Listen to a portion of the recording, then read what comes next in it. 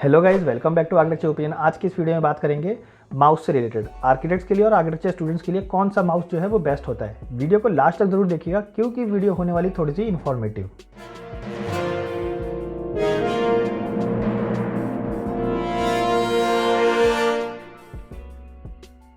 जब मैं एनिमेशन का कोर्स कर रहा था उस टाइम पर ऑलमोस्ट मैंने 40 प्लस माउस यूज़ किए थे एंड आर्किटेक्चर के टाइम पर मैंने ऑलमोस्ट नहीं भी तो 10 से 12 माउस जो हैं वो यूज़ किए हैं। And guys believe me, almost मैंने सारे टाइप के माउस यूज़ कर रखे हैं, लाइक वायर्ड वन जो नॉर्मल माउस होता है, wireless mouse, even gaming mouse, vertical mouse और mouse with macro keys.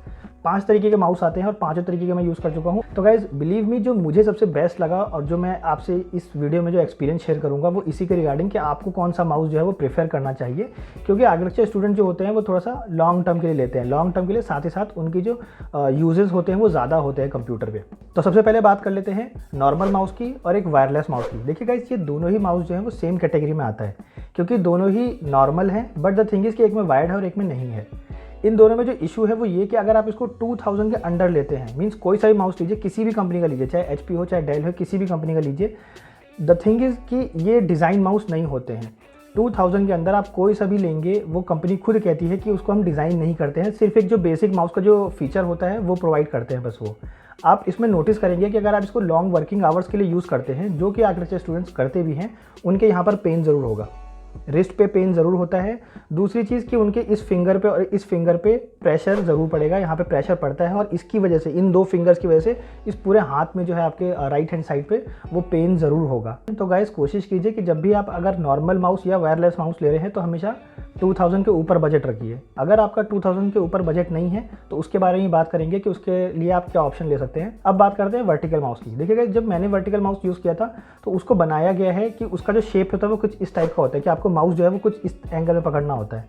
The thing is, उसमें भी इशू है कि कहीं ना कहीं उसके आपके सारा जो प्रेशर है ना वो इस नीचे सबसे छोटे वाली फिंगर पे, जिसे पिंकी फिंगर बोलते हैं, उस पे आता है। तो वो भी उतना वर्दी नहीं होता, ऑलमोस्ट वो नहीं भी तो 4500 रुपीज़ का आता है। सबसे ज़्यादा जो बेस्ट जो मुझे लगा अब तक वो है एक तो मैक्रो कीज़ वाला माउस विद मैक्रो कीज़ और दूसरा है गेमिंग माउस। देखिए guys, mouse with macro keys जो है वो ऑलमोस्ट नहीं भी तो आपको 5000 से ऊपर का मिलेगा। द थिंग इज़ कि बहुत लोगों के इतने बजट नहीं होता है, तो इसलिए उसको इस वीडियो में थोड़ा सा भी एक साइड लेके चलते हैं। अब बात करते हैं गेमिंग माउस की। गेमिंग माउस की अगर बात करें तो गेमिंग माउस का सबसे बेस्ट पार्ट ये है कि आप उसको 1000 से ऊपर कोई सा भी माउस लीजिए, आपको सारे ही फीचर मिलेंगे। उसमें आपको इन जनरल आपको रिस्ट पेन नहीं होगा, आपको इस पूरा हाथ में उतना प्रेशर नहीं पहुंचता है, आपके फिंगर पे प्रेशर नहीं पड़ता है, ये बेसिक है। अगर आप 1000 से अंडर लेंगे, मीन्स 1000 से अंडर अगर आपका बजट है और आप गेमिंग माउस उसके अंडर परचेस कर रहे हैं, तो गाइज अगेन उसमें भी सेम वही इशू होगा। अब गाइज मैं इसको थोड़ा सा प्रैक्टिकली बता देता हूँ। जैसे कि मान लीजिए आपके पास ये नॉर्मल माउस है। अब गाइज इसका आप शेप देख सकते हैं, इसके क्लिक उतने अच्छे नहीं होते, इसका जो आप माउस का जो व्हील रोटेटर होता है वो भी उतना बेटर नहीं होता है, और द थिंग इसकी मेन ये डिज़ाइन ही नहीं होता है कि आपके प्रेशर पॉइंट पे कम प्रेशर दे, साथ ही साथ आपके रिस्ट पेन को ये रिड्यूस कर सके। तो ये उसके लिए डिज़ाइन ही नहीं होता है अगर आप 2000 से अंडर का ले रहे हैं तो भी। अब गाइज ये ऑलमोस्ट नहीं भी तो 600 का माउस है लॉगिटेक का, बट द थिंग इज कि अगेन ये डिज़ाइन नहीं है तो कहीं ना कहीं आपको इशू क्रिएट करेगा। अब बात करते हैं जो मैंने गेमिंग माउस लिया था। गाइज ये है गेमिंग माउस, ऑल्दो ये भी लैपटॉप से कनेक्टेड है। इसमें आप देख सकते हैं ये 700 रुपीज़ का है, बट अगेन इस पर जो है आपका जो प्रेशर है इस फिंगर पे वो उतना अच्छा नहीं है, प्रेशर पड़ता ही है आपके फिंगर पे। बट ये है हाँ कि आपके जो रिस्ट पे है उतना पेन नहीं होगा जब इसके आप ऐसे अगर कंप्लीटली हाथ रखते हैं। बट इसमें ये है कि इस फिंगर पे और इस फिंगर पे जो है आपके प्रेशर पहुंचेगा अगर मैं इसको ऐसे रखता हूं और इसको स्लाइड करता हूं तो इस पर।